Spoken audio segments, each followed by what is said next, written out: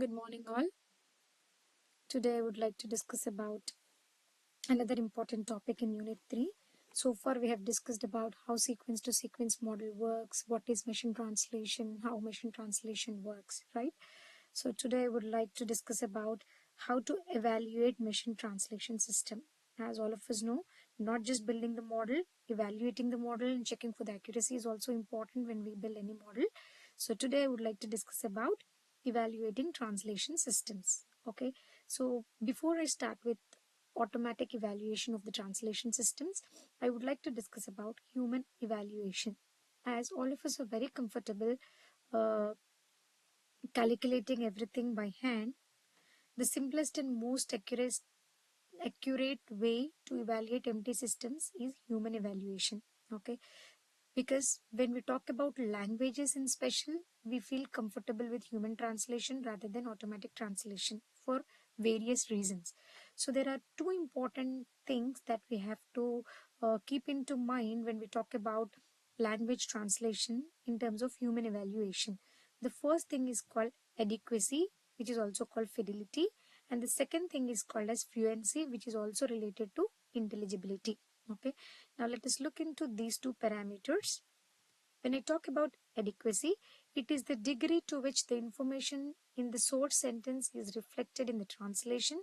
That is, if you can construct a lot of information expressed by the source sentence by reading its translation, then the translation has high adequacy. Okay, so if the information expressed by the source sentence by reading its translation, if you do that, then we say translation has high adequacy. Okay, now when we talk about fluency, on the other hand, how natural the translation is in the target language. If you're translating into English, for example, let us take this sentence, Mary did not slap the Greenwich. Okay, so this is a fluent translation, whereas Mary no had a hit with which green is not. Both the translations are almost equally adequate. Okay, so fluency is all about how naturally the language is translated into the target. Okay, now when we talk about these two aspects, there is some independency. You can think of a translation that is fluent but not adequate. For example, when we look into the sentence, Mary saw a witch in the forest is a perfectly fluent but inadequate translation, and vice versa. Okay, so basically, empty systems that produce the output that is both adequate and fluent are desirable. Okay, so we need not just adequacy but also fluency when we talk about evaluating machine translation systems. Okay, now an empty system is usually evaluated by presenting its translations to human annotators and having them judge. Once we go for human evaluation, we usually do that and go for testing. Okay, so usually it is tested on 5 or 7-point scale for each accept. Fluency is actually, as fluency is natural way of translation, it is easy to judge because it doesn't require any special speakers like monolingual speakers for the target sentence. But adequacy requires bilingual speakers because they should know understand about both source and target languages. Okay, so for various reasons we don't with the evaluation of AI into picture, we actually don't depend on human translation, but we actually go for automatic evaluation of uh, translation systems. Okay, now when we talk about human evaluation, though it gives most accurate assessment, it is not always feasible. Okay, so in most of the cases we cannot afford to hire human evaluators to assess the empty systems output every time you need it, because many users in the world around uses many different translations, and we can't adopt human evaluators for each and every translation that is being happening. So if you're dealing with language pairs that are not in common, you might not be able to find bilingual speakers also for evaluating adequacy. As I told you, for fluency, we don't need bilingual speakers because it is very natural. But when we talk about adequacy, we need bilingual speakers to understand both target and source sentences. Okay, for that reason, we go for automatic evaluation. Okay, But more importantly, we need to constantly evaluate and monitor an machine translation system's quality when you're developing one. Okay, if you're using a sequence to sequence model, okay, so we need to reevaluate its performance every time we change the hyperparameters, or every time you change the effects on the final performance or any attributes in general. Okay, so it's also a huge waste of time because the output of the initial models is very large and does not warrant human evaluation. Okay, so for these reasons we go for automatic evaluation. Okay, now when I talk about automatic evaluation, this works almost similar to other metrics for NLP tasks that we have chosen. Okay, for example, when we talk about classification, we have used accuracy, precision, recall, F1 score, all this, right? So the similar way, we use the same with some modifications or some different methods for evaluating translation systems. Okay, now the main idea is to create the desirable output. Whenever I give an input sentence, the output sentence or the target and should match with the target sentence. Okay, so for this reason, usually we prepare a set of human created translation called reference, like that is like training data, which is called as reference for each source sentence, and then we calculate some sort of difference or similarity between the reference and the system's output, reference output, expected output, and the actual output, in fact. Okay, so once you create the reference, okay, and define the metric, you can automatically evaluate the translation quality as many times as you want. So I am going to discuss about two important translation metrics here in the class today. The first one is called as word error rate. Okay, so this is one of the simplest way to compute the similarity between the reference and the actual system output. Okay, so basically WER, word error rate, reflects on how many errors the system made compared to the reference. Okay, I have actually taken a reference and the system has given me output.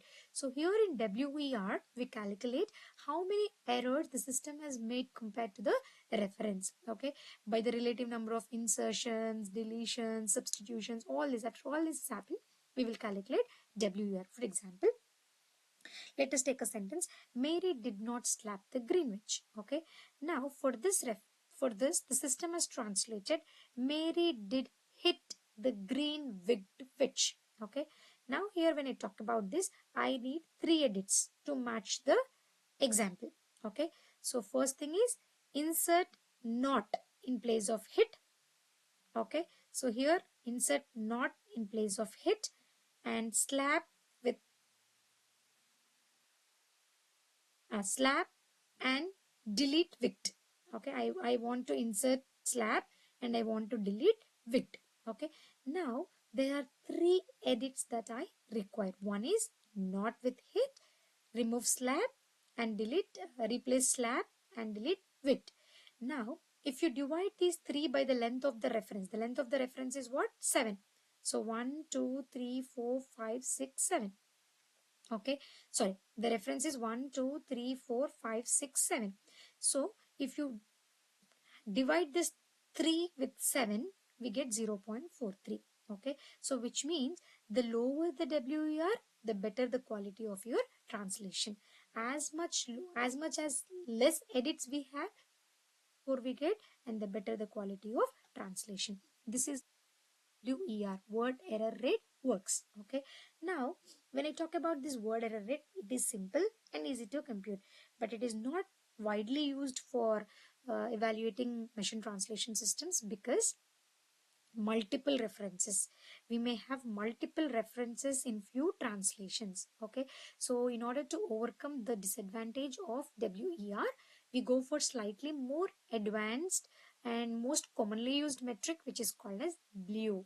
BLEU stands for bilingual evaluation understudy. Please make a note of this point. BLEU stands for bilingual evaluation understudy. Okay, now BLEU actually solves the problem. WR is working perfectly, but WR has the problem of multiple references. So BLEU solves the problem of multiple references by using some modified precision. So let us talk about BLEU. Okay, now Look into this table. We are evaluating a candidate system's output. Okay, I have taken a meaningless sentence with the. Okay, so I have 1, 2, 3, 4, 5, 6, 7 times I've taken the. Okay, now I have two references. The first reference is the cat is on, and the second reference is there is a cat on the mat. Okay, when I talk about this, the basic idea of BLUE is to calculate the precision of all unique words. When I talk about all unique words in the candidate sentence, I have the repeated 7 times. Okay. Now, if we calculate the precision, it will automatically give you 100% score, which is something wrong. So, BLUE does not calculate the precision directly like how we do, but in fact, there is some other methodology that we use. Okay, now let us look into that.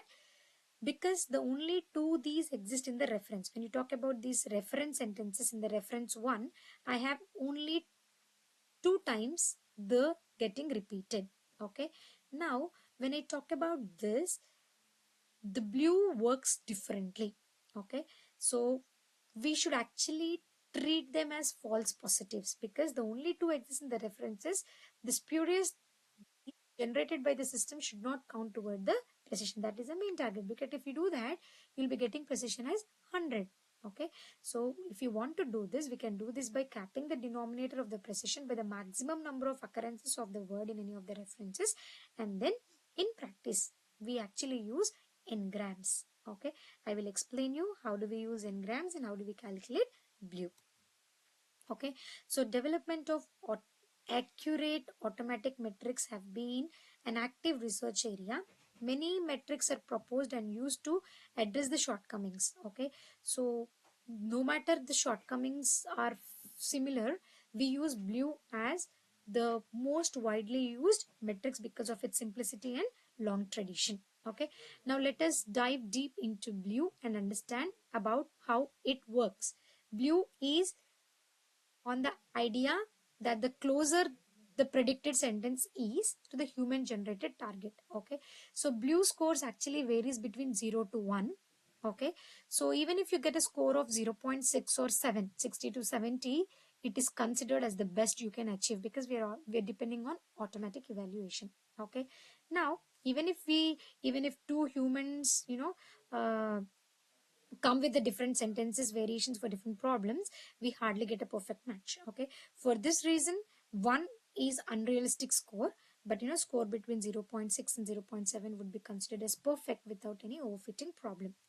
Okay, now let's see how do we calculate BLUE score. But before we actually get to understanding about the BLUE score, let us understand two important concepts that we've already discussed earlier, which is n-grams and precision. Okay, so basically n-grams is a widely used text pre-processing concept that we've already discussed. Okay, so we have, suppose if you take a sentence, okay, let me take a sentence, the ball is blue. Okay, when we take the sentence, the ball is blue, when I talk about unigrams, I take 4 words. The ball is blue separately. When I talk about 2 gram or bigram, we take two words as combination. So the ball is blue. When I talk about trigrams, the ball is one word. I mean is 1 gram. Ball is blue is another gram. When I talk about 4 gram, the ball is blue. 4 words together. Okay, this is n grams. Okay, now let's talk about precision. This is the most common metric that we have used for classification. Okay, so basically this metric measures the number of words in the predicted sentence that also occurs in the target sentence. Okay, for example, consider target sentence as he eats an apple, and the predicted sentence is he ate an apple. Okay, we would normally compute precision using the formulae number of correct predicted words by total number of words. So here, he eats an apple, he ate an apple. The total number of words are 4, but only there is difference in one word, that is eats and ate. So the precision is calculated as 3 by 4. Okay, but general precision, as I told you, if you use the basic precision, that would not work. Okay, because of two important problems, two major problems that we have to handle. One is repetition, the 7 words. Okay, so when you have all 7 words, we get precision as perfect, that is 1, which is overfitting. Okay, this is one problem, that is repetition. And the second problem is multiple target sentences. When you have multiple target sentences, target 1, target 2, target 3, and so on. Okay, in this case also the normal precision, regular precision will not work. So in order to overcome these two disadvantages, what are they? Repetition and multiple target sentences, we go for modified precision formula, which we call as clipped precision. Okay, so let's understand this and let's understand how it works. If you have one predicted sentences which say he eats tasty fruit, the target sentences are he eats a sweet apple, he is eating a tasty apple. So multiple sentences are there and the repetition is there. Okay, now how do we work with clipped precision? Okay, now we need to do two things differently. First, we compare each word from the predicted sentence with all of the target sentences. Okay, now if the word matches any target sentences, it is considered to be correct. Okay, we limit the count for each correct word to the maximum number of times that the word occurs in the target sentence. So this helps to avoid the repetition problem. Okay, now look at the table here. So he eats tasty fruit. He eats tasty fruit. Okay, so matching sentence, he is matching with both. Matched predicted count is 3, clipped count is 1. So similarly, for each and every word, we do that and calculate the matched predicted count and clipped count. So once we get this, we calculate clipped precision as clipped number of predicted words by number of total predicted words. So that is 3 by 6. So this is the difference between calculating normal precision and clipped precision. So in blue, we opt clipped precision to overcome the disadvantage of repetition and multiple target sentences. Okay. Now, how do we implement this blue score? Okay. So in Python, we need not write the entire algorithm to calculate the blue score. We actually have useful library for NLP functionality of blue score. Okay, so for doing that, from nltk.translate.blue.score, import corpus blue, and then you can give your reference sentences, you can give your candidates, and then you can calculate your corpus blue directly. Okay, now blue score is computed. Please understand and remember that blue score is computed on the corpus, not individual sentences.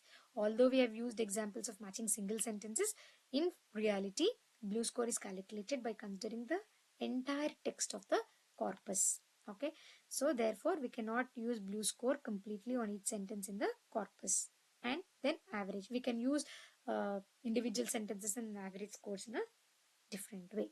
Okay, now when we have talked about WER and blue score, there are few applications. Most of the applications where translation is required, we go for blue score, but in few cases, speech to text applications, we use word error rate, because blue operates on the entire corpus, but when we talk about speech to text, okay, the target sentence is ambiguous, because depending upon the the voice modulation of the person or the accent of the person, we may get different interpretations. So for that reason, blue is not idle, so we go for word error rate. Okay, so word error rate or character error rate, whatever we call it, so we go for that for predicted output, because word by word is considered in case of word error rate. Okay, so this is all about uh, two important metrics for machine translation systems. One is W, and the second one is blue score. Thank you so much.